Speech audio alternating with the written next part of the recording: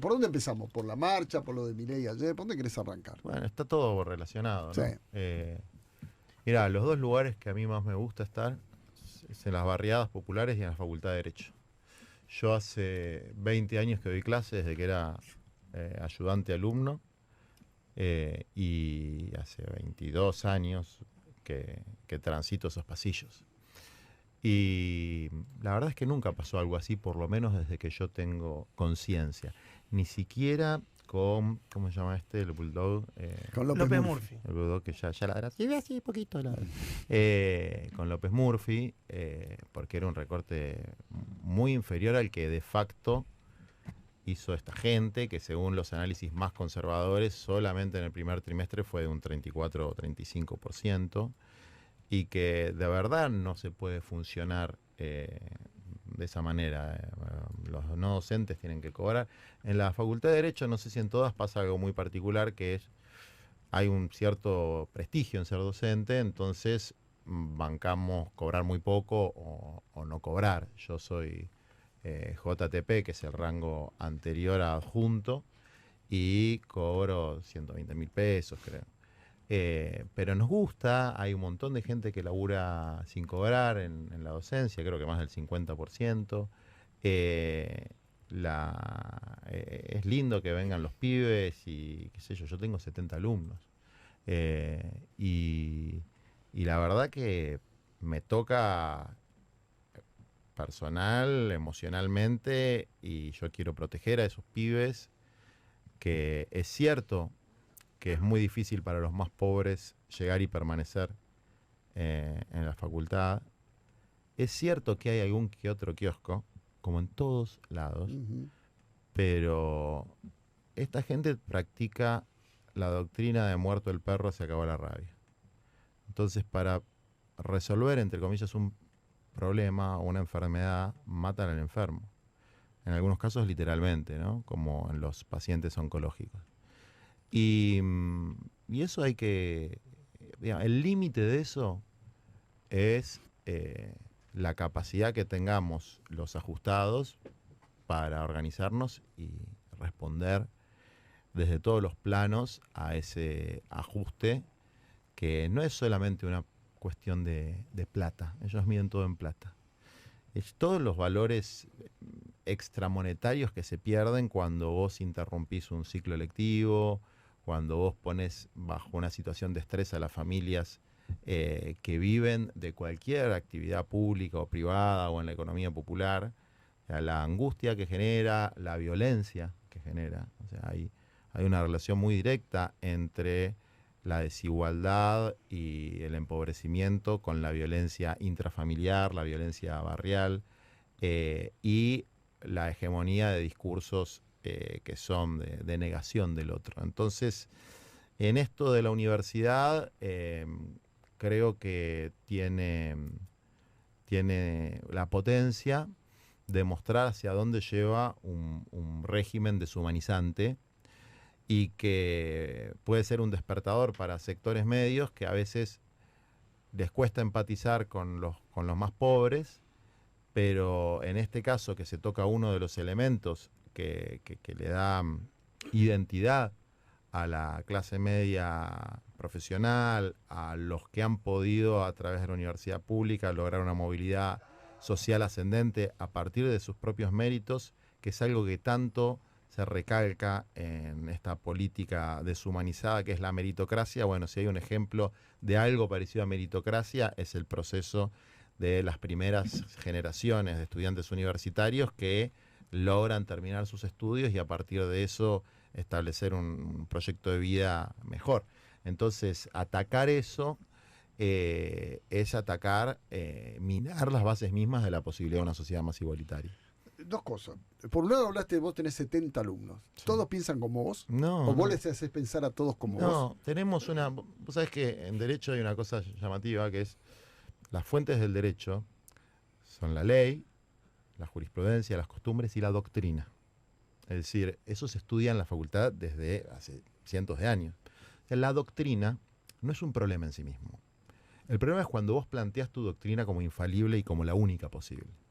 Y la libertad de cátedra, que es algo que se conquistó con la reforma universitaria de 1918, implica que el alumno puede elegir la orientación de una determinada cátedra, de una determinada comisión. Por lo tanto, que los docentes sean explícitos en su orientación filosófica, en su cosmovisión, es la única forma de no engañarlos. Es decir, acá hay una determinada orientación, se lee determinada bibliografía y no otra, por una razón, porque el titular de la comisión lo definió así y el equipo de trabajo lo define así, pero no te estamos vendiendo gato por liebre de que esta es la única verdad posible, una verdad revelada, cuasi religiosa, sino que es una visión de las tantas que hay, y bueno, elegiste esta y te lo vamos a dar como una transmisión de conocimiento. No es adoctrinar, es enseñar, y enseñar en derecho particularmente es enseñar doctrinas, ¿no? Es entonces una cosa interesante, porque en los fallos y en los escritos judiciales se cita doctrina, es decir, se habla según la doctrina de tal o cual. Entonces, esta cuestión de demonizar cualquier doctrina menos la propia, y la propia disfrazarla de una verdad revelada cuasi religiosa, convierte a quien nos gobierna hoy en una cruza entre un falso profeta y un fundamentalista. La diferencia entre uno y el otro es que el falso profeta es un estafador, es el flautista de Hamelin, y el fundamentalista es un delirante que se cree su propia mentira mesiánica. Y creo que Milei oscila entre las dos cosas, ¿no? Tiene lo mejor de los dos mundos, o lo peor de los dos mundos. Lo peor de los dos mundos, porque es muy peligroso.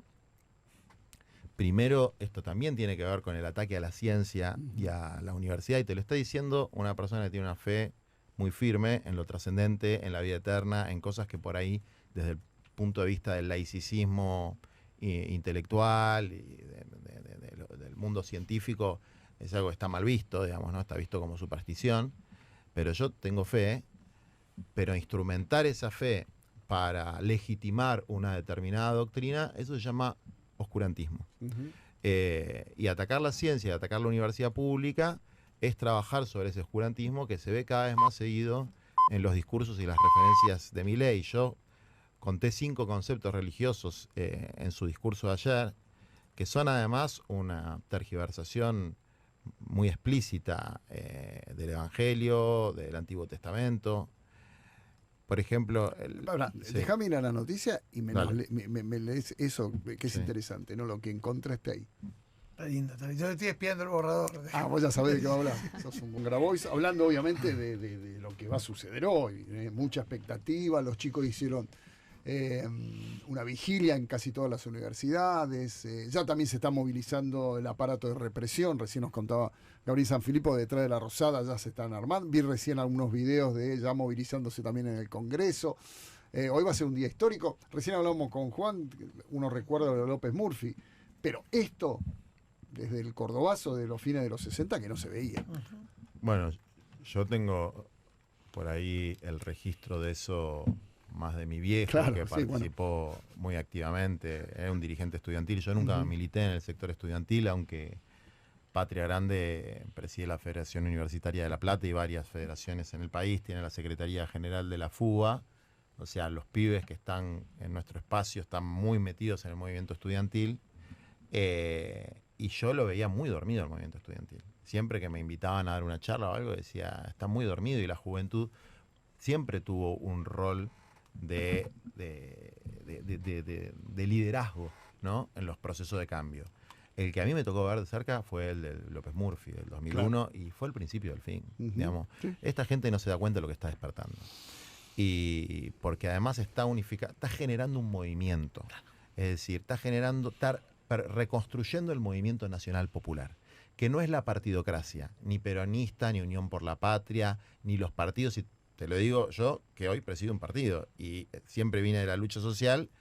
Digo, no es el momento de los partidos ahora, es el momento del movimiento social, que tiene por lo menos 3 patas fuertes en el movimiento estudiantil, en el movimiento obrero y los movimientos sociales, territoriales y de economía popular, que hoy, bajo una consigna de educación y universidad pública gratuita, se movilizan en conjunto, que efectivamente es algo histórico, y sin digamos, hay una genuina, muy genuina y muy fuerte deseo de movilizar. Yo cuando hice la clase abierta en la facultad, había un montón de pibes que eran alumnos de otras cátedras y venían y estaban interesados y se hacían asambleas, y el planteo era básicamente ¿por qué nos agreden? Y yo, si lo pienso un rato, creo que en el plan de esta gente, en la miseria planificada, está agredir el estómago de la gente sacándole la comida, agredir los cerebros de los argentinos sacándole la educación pública y gratuita o deteriorándola. Cuando dicen no van a cerrar las universidades, bueno, pero hacerlas funcionar de manera absolutamente precaria es exactamente lo mismo, que tiene que ver con lastimar el estómago, el cerebro, el corazón de la gente, envenenándolo con tocar esas fibras chotas que tenemos todos los seres humanos, como agarrártela con los que están más abajo y adular a los que están más arriba, y la espiritualidad de las personas con una idolatría del mercado que se plantea en términos religiosos, ¿no? Entonces, atacar lo que nos hace humanos, ¿no? Y eso requiere una respuesta en todos los planos, pero yo no tengo ninguna duda de que la respuesta verdadera no va a venir de la superestructura política, sino del movimiento de la base social, estudiantil, barrial, obrera, cooperativista, y que después, con suerte, la política interprete ese fenómeno y se sume.